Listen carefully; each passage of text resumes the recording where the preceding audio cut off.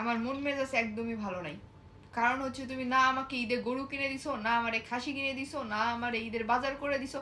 কি করে দিছো বলো? ঈদ আসতে আর কতদিন বাকি? আমি খালি ফেসবুকটা খুললেই খালি দেখতেছি 1 কোটি টাকার গরু, 2 কোটি টাকার গরু, মানে এগুলা তো কিনে দিতে পারো। হাসি পাচ্ছে খুব। আমি কি হাসির কথা বলছি? জোকস বলতেছি? তোমার কত কে কিনতেছে 1 কোটি টাকার গরু কিনে স্ট্যাটাস দিতেছে। শোনো, 1 লাখ টাকার উপরে হুম। গরু কিনা মানে ওর ভিতরে ঝামেলা আছে। কেন? গরুর মধ্যে কি ঝামেলা আছে? কি মানে ওই সুন্দর গরু। মানুষটার ভিতরে ঝামেলা আছে। ও, যে ব্যক্তি কিনবে 1 কোটি হ্যাঁ টাকার গরু। হ্যাঁ। আমি মাঝে মাঝে ভাবি যে 1 কোটি টাকার গরু কিনতেছে, 1 কোটি টাকাটা পাচ্ছে কোথায় থেকে, মানে আর্নিংটা হচ্ছে কিভাবে? কারণ অন্য সময় বাংলা, তো ঠিকই আমি বলে তোমার বলি, বাংলাদেশে আর্নিং সোর্স নাই। বাংলাদেশের মানে ইকোনমি অনুযায়ী হুম 1 লাখ টাকার উপরে যদি কেউ গরু কিনতে পারে তার মানে তার ইনকামে কোন ঘাপলা আছে। হুম। বুঝছো? আমারও তাই মনে হয়, তা না হলে 1 কোটি টাকার গরু কেমনে কিনতেছে? আচ্ছা আমি একটা কথা বলি, কেউ না কেউ এই গরুগুলো তো কিনবে, তাই না বলো?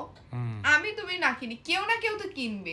তো তারা এই টাকাগুলো, এদের কি ট্যাক্স দিতে হয় না? মানে না, তখন কি এই টাকাগুলো ধরা পড়ে না, মানে টাকাগুলো কই থেকে আসতেছে? পৃথিবীর ভিতরে একটা মাত্র দেশ যেটা বাংলাদেশ, যেখানে কোটিপতি হওয়া সহজ। ফকির হওয়া সহজ। না, যেখানে হচ্ছে যে ঘুষ খাওয়া সহজ, যেখানে দুর্নীতি করা সহজ, যেখানে যাদের কাছে দেশ রক্ষা করে যারা, তারাই দুর্নীতি নিয়ে মানে পিএইচডি করে। কিন্তু সময় মতো তো তারা ধরা পড়ে না, ধরা পড়ে কিন্তু পরে। পরে পরে যায়। অ্যাটলিস্ট আমি বুঝতে পেরেছি তুমি কার কথা বলতে চাচ্ছ বা কার কথা বলতেছো। এই জন্য তোমার কিন্তু বলতেছি নাম পড়ালেখা বললে করবা, চাকরি থাকবে না। পড়ালেখা করবা, সৎ পথে শোনো, তুমি অবৈধ পথে ইনকাম করবা কিন্তু তোমার তোমার হ্যাপিনেসটা থাকবে না। এই জন্য হচ্ছে যে চিন্তা থাকবে এই টাকাগুলো কই রাখবো। তোমার বাচ্চা কাচ্চা মানুষ হবে না। সৎ পথে থাকবা। তোমার হচ্ছে যেমন এই যে দেখো, আমি সকালে যাই, রাতে আসি, ধরেন রাত 12টা 1টা বাজে।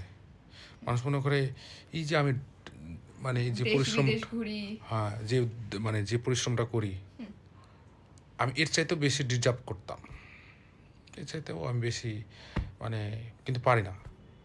তারপরেও আমাকে নিয়ে মানুষ অনেকে অনেক কথা বলে, কিন্তু বিষয়টা হচ্ছে যে এখন পর্যন্ত আমার মনে বলে না যে আমার কোনো অবৈধ টাকা বা কোনো মানে কাউকে প্রেশার ক্রিয়েট করে আমি কোনো টাকা ইনকাম করেছি, মনে হয় না এখন পর্যন্ত। অবৈধ টাকা থাকলে তো আমি এখন 1 কোটি টাকার একটা গরু কিনে স্ট্যাটাস দিতে পারতাম।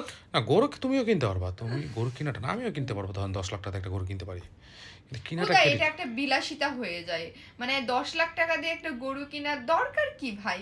মানে তোমার সামর্থ্য আছে, তুমি যতটুকু টাকার ওই মধ্যে দিতে টাকাটা না পারবা। কিনে গরিব মানুষকে দান করাই তো হ্যাঁ, বেটার।